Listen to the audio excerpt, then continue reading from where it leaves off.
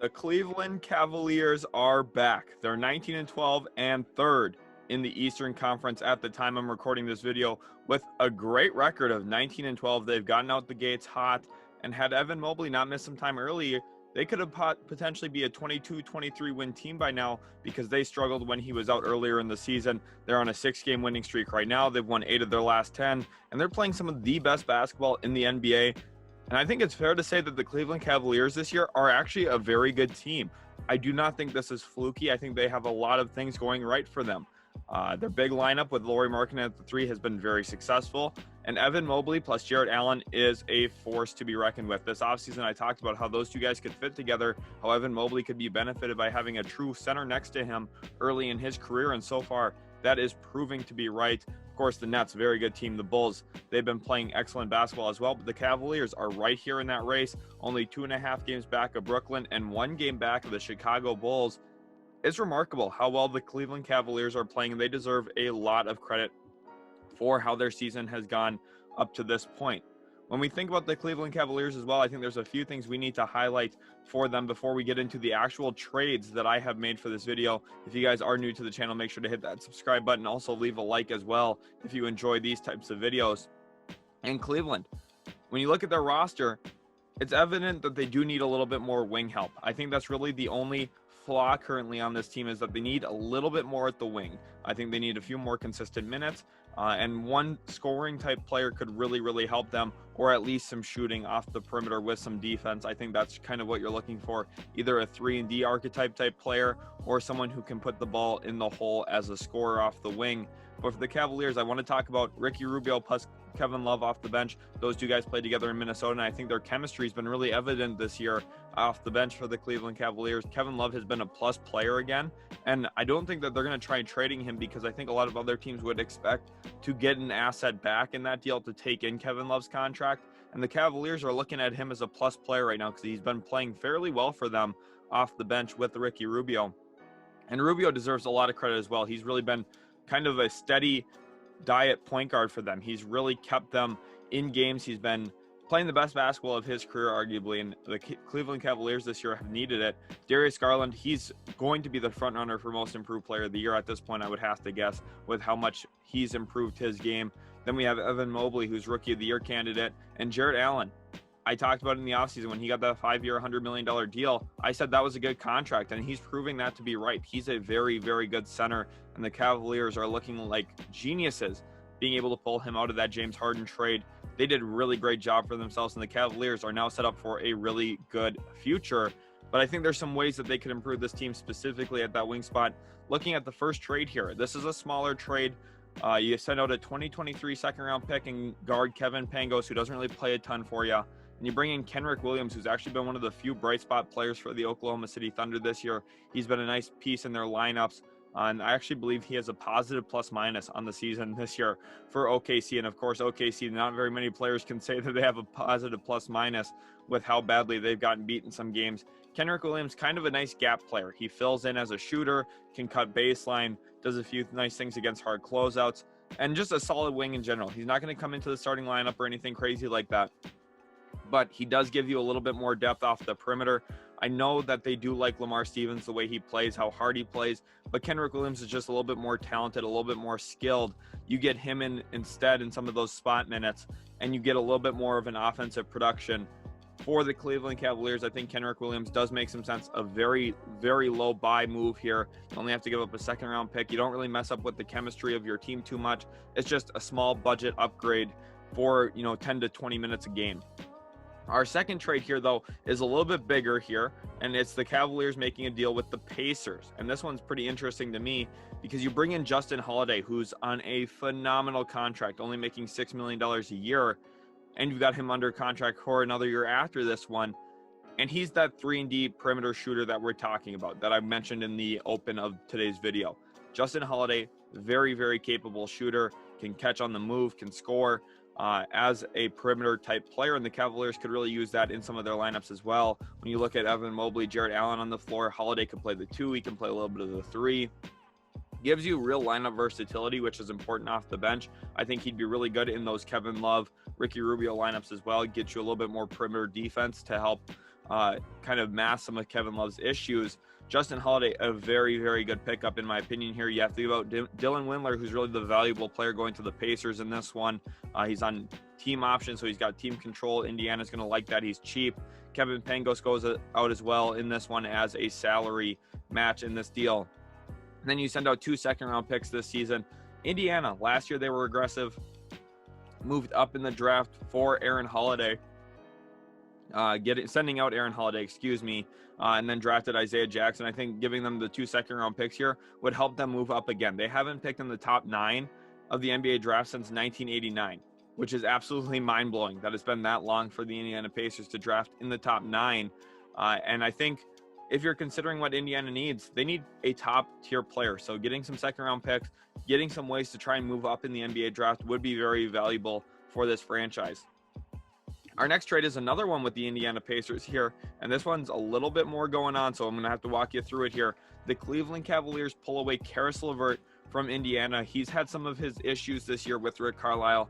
Obviously, for anyone who's been following the NBA for more than a year, knows Rick Carlisle has issues with certain players when he's the head coach. He does not build relationships super well, especially with players that don't fit his style of basketball, and Caris LeVert is one of those guys. The two of them have butted heads a little bit early in the season. The Pacers just haven't been as good as I think a lot of people expected. Based off their starting lineup, they have some good players. They just haven't gelled together in Rick Carlisle's system. Caris LeVert looks to be one of the odd men out here. I would not be surprised if the Pacers do trade him this trade deadline. And here's a good way for the Cavaliers to scoop in and get someone who can really score the basketball and implement into your starting lineup. This way, you'd probably move Isaac Okoro to the bench, and then you have more perimeter defense in that second unit as well, which I do like that for them. Putting Caris LeVert into the starting lineup next to Darius Garland, you have 2 dynamic guards who can score the basketball. You got Jared Allen, who's an elite rim runner. Lauri Markkanen can stretch the floor. And then Evan Mobley does a little bit of everything. Those 5 guys in a starting lineup become a serious threat in the Eastern Conference. Cedi Osman goes out to Indiana in this one. And that's a tough one for the Cavs to swallow because Cedi Osman's been playing really well this year, but Caris LeVert is surely an upgrade. You have to also include Dylan Windler and Kevin Pangos for salary reasons. And then you actually have to sign and trade RJ Nembhard to a guaranteed contract. He's currently a 2-way player, so you have to give him a guaranteed contract in the sign and trade. It has to be at least 3 years long. However, that 3rd year can be non-guaranteed, which is what I'm envisioning for this one. And his average salary would be about $2.5 million. But that 3rd year, like I said, non-guaranteed. So really it's a 2-year, $5 million contract if the Pacers don't want to keep him around. And then the Pacers, for sending out Caris LeVert, get a 2022 first-round pick and then 2 second-round picks as well, helping them try and move up again. Maybe this year in the offseason, the Pacers say, hey, we really want to move up for a top player in this year's class. So you can attach their own first-round pick. They attach this 2022 first from the Cavaliers, and then throw in a couple second-rounders in a deal as well, trying to move up in the NBA draft. I could see that as a real possibility for Indiana, and I think it would be a good way for them to really bring in a top-end talent if they want to look that way. Caris LeVert just clearly doesn't fit there anymore, and I think Cleveland, bringing Caris LeVert to Cleveland does make a ton of sense because of his ability to score the ball, his ability to be another ball handler, especially with Colin Sexton out right now. Caris LeVert becomes the center point for some of their offense. He becomes a hub for their scoring, and I think they really do need that when Darius Garland specifically isn't in the game. You could stagger LeVert and Garland's minutes a bit, and I think that really would help their second unit scoring the ball more consistently. Of course, you could still have the ball in Ricky Rubio's hands, but Caris LeVert, his efficiency would skyrocket playing next to Rubio and playing next to Garland. And one thing here for the Cavaliers too, I do want to mention, it is hard to find trades for anyone who's making more than $20 million because they don't have a lot of good tradable contracts when you consider who they would want to actually trade. Of course, Evan Mobley's not going anywhere. Jared Allen's not going anywhere. They want to keep Lauri Markkanen, who they signed this offseason. They want to hold on to other players as well, like Ricky Rubio. He's playing so well right now. They don't want to trade Darius Garland, Isaac Okoro, Colin Sexton. They've got a lot of pieces. They don't want to move on. I talked about Kevin Love. You don't want to have to attach an extra asset to trade him. So it just doesn't really make sense to include him in any deals either, which makes it hard to get up to that $20 million mark. 17.5 here. You see, I was already having some issues, had to execute that sign and trade to get things done. That's a moving piece that becomes very difficult to work out in a deal, but I think this deal does make sense for both sides. Indiana, you're getting some assets. You're getting a decent young player in Cedi Osman, another good young player in Dylan Windler who's got team control. You got team control on both of these guys on affordable contracts. And then Caris LeVert, you send him out. He doesn't fit currently anyway. You build up some depth, you build up some draft assets, and from there you try and really retool this team like the Pacers have been talking about now this season.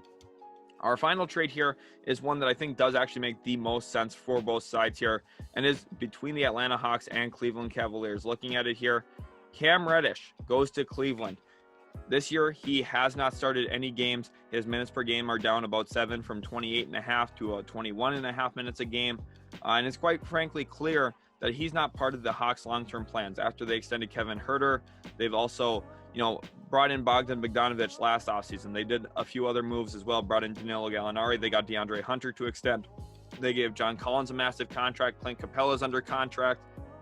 And then Trae Young got his rookie max extension as well. There's just not enough money there in Atlanta to hold on to a guy like Cam Reddish. I'm sure you guys have seen the rumors that the Hawks are willing to take a first-round pick for Cam Reddish, and that's kind of the idea here in this deal. They're looking to reset their table, reset their books, and not have to go into an extension with Cam Reddish. They're looking for a replacement-level player.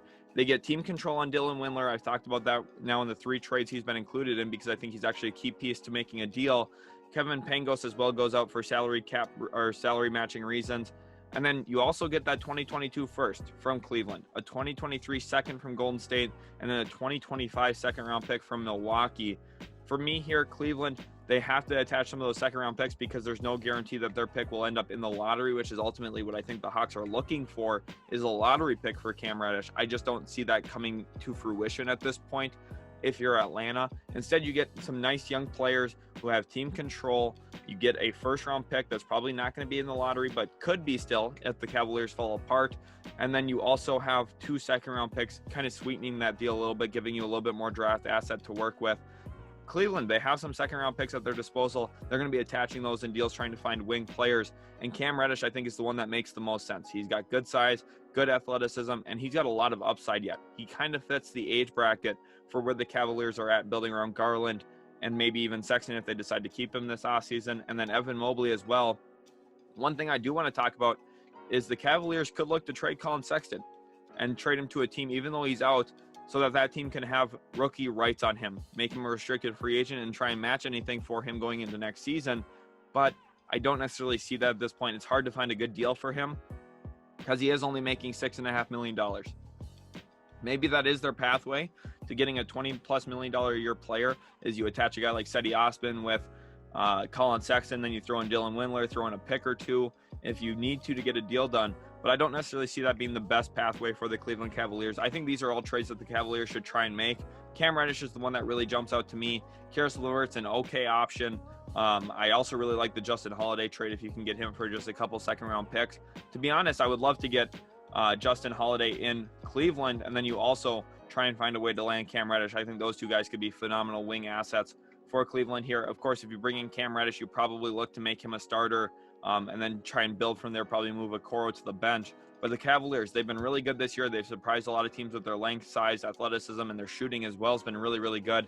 Evan Mobley, the runner or the forefront right now for Rookie of the Year, they've been really good, and I think that it's going to continue, so they should look to buy now and try and even win a playoff series or maybe 2 this year if they have everything go right for them.